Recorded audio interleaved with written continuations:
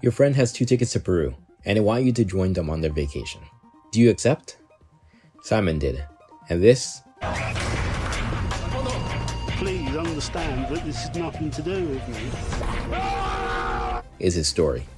But before we get to Simon, we need to focus on his friend turned enemy, Sarah. Before she popped the question to Simon, she was a normal person who had quit her job and grew a little bit too used to partying on loan shark money. Of course, once the money dried up, the fun stopped, and the loan shark, realizing that she wouldn't be able to pay the loan off, presented her with a job offer of sorts. Drugs from Peru. Not so much. Maybe 1 or 2 kilos. She accepted the deal and then found out that she had to select someone to go alongside her, to act as cover obviously. And that's unfortunately where our boy Simon comes into the picture. And when you hear her reason for picking him in particular, you'll feel really sorry for Simon. The other reason I chose Simon, apart from him having a clean record and a regular job, he looked totally innocent. He looked, it's going to sound terrible, he looked almost a bit stupid. But yeah, she went ahead and popped the question in a pretty smooth way. He said, Would you like to go to Peru? Yeah, it wouldn't. Would you like to go to Peru with me? When I said the holiday was 10 days, he just jumped for joy. Yeah. Definitely, I'd love to. Really? we could get some cheap flights in the new year, and then we could go. And I was, yeah, delighted to. And just like that, they were set. At one point, Sarah got cold feet and tried to back out of the operation. But of course, the loan shark didn't allow that. And come January, they were off. They arrived, but Simon's luggage did not. My luggage didn't arrive, so all I had was my carry-on knapsack and the clothes I was wearing. This will be important later. While in Peru, Sarah will commonly go away from Simon to keep him in the dark about her drug operation. In fact, throughout the whole time I was with Simon in Cusco, it never crossed my mind to speak to Simon about the reason I'd actually come here. One of the key reasons why you need to pick good friends is because some of them will just screw you over. As some people legitimately do not think about others when they're stressed. They just panic and focus solely on saving themselves, even if the obvious result is pulling you underwater with them. She learns that she needs to lure him away from the hotel to receive the deposit of drugs, so she comes up with a plan, and it works. While Simon is chilling, thinking about how great the trip has been, Sarah is being told to evaluate how well the drugs have been hidden. He was saying, check it, but I'm not professional. I'm thinking, what do you want me to check? So I'm like banging the compartments and looking. We should have clued her into the fact that she got caught up in an amateur operation, and due to her desperation, she dragged her friend with her. The next day is the day of the operation. Sarah and Simon go to the airport, and Sarah thinks that everything's going well. Yeah, the issue with this sort of operation comes from the fact that even if one airport has virtually zero police presence, the next one that you land in could be flooded with them. It was the police presence in Lima that freaked me out. Then I started to feel really uncomfortable with having the suitcases. Sarah didn't want Simon to be present when she checked in, just in case things go south. So she sent him away by telling him to look for his lost luggage. She decides to scope things out, which makes her look lost, and obviously that results in one of the staff members approaching her and rushing her into the check-in process. They put her luggage through an x-ray, and obviously the drugs are detected. For those who don't know, the x-ray is used to detect things of different densities, which allows them to see if there are any poorly hidden drugs stuffed within a bag. So yeah, obviously she was caught. She even understood that. They took her away and got her to empty her suitcase. Then they stabbed into it and immediately hit the cocaine. Stabbed an area at the base of the case. It had a speck of white on the end. Positivo.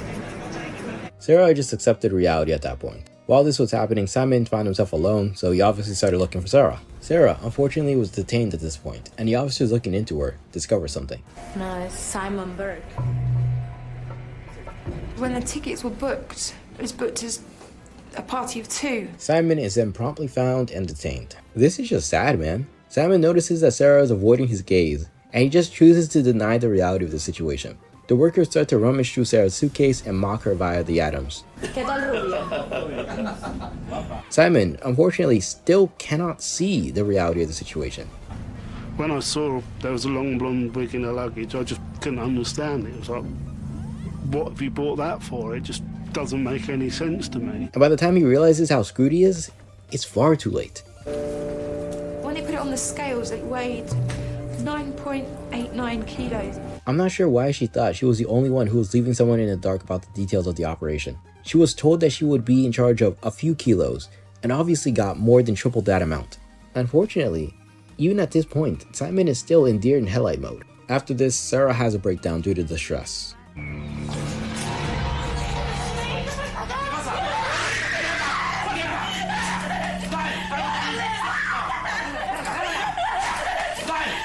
They tried to sedate me because I was getting hysterical.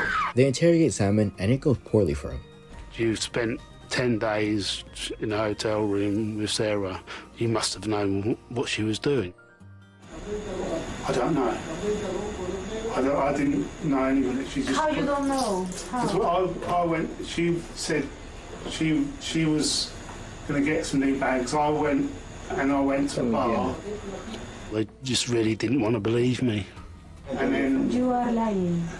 I'm not. You are lying. I don't believe you.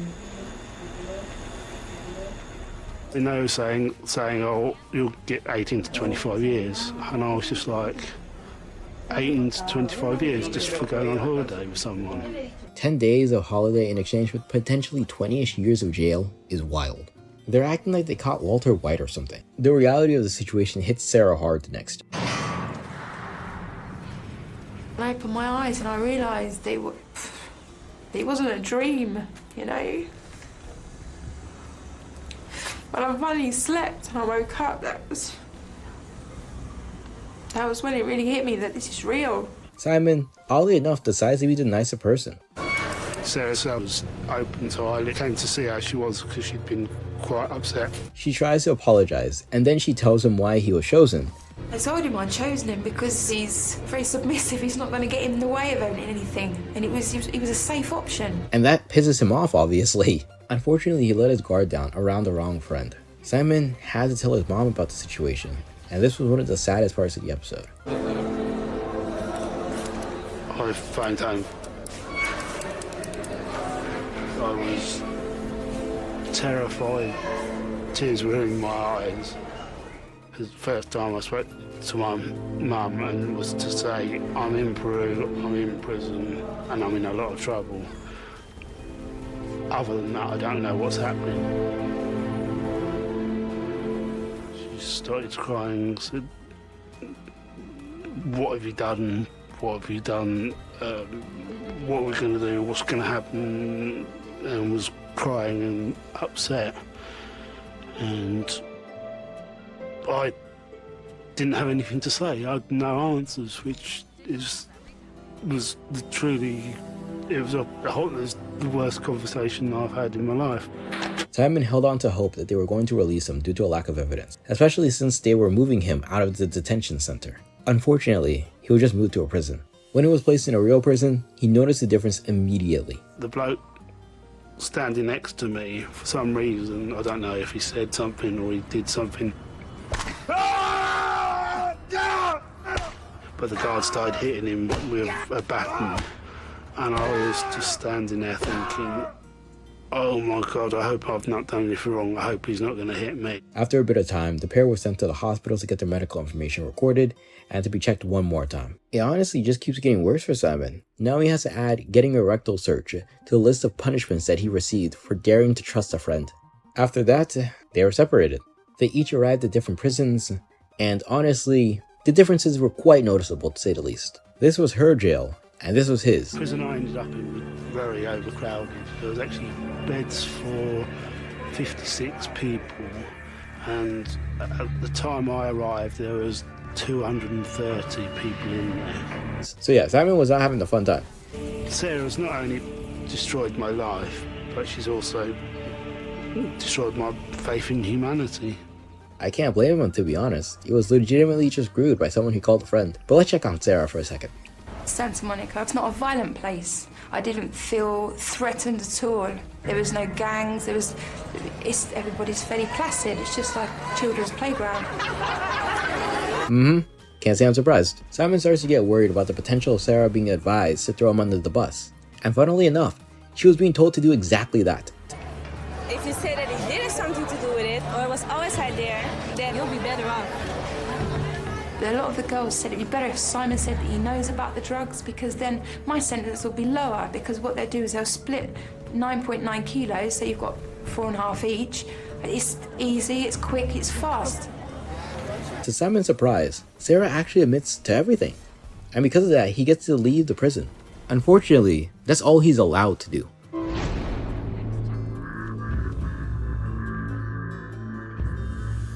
They've taken my passport, so I've got no identification. I'm in a legal limbo. I can't leave the country. I'm stuck. Sarah was sentenced to 7 years, but she was released after 3, and Simon was stuck in the country for 2.5 years in total. An awful situation all around. If you liked the video, then like the video. See you next time.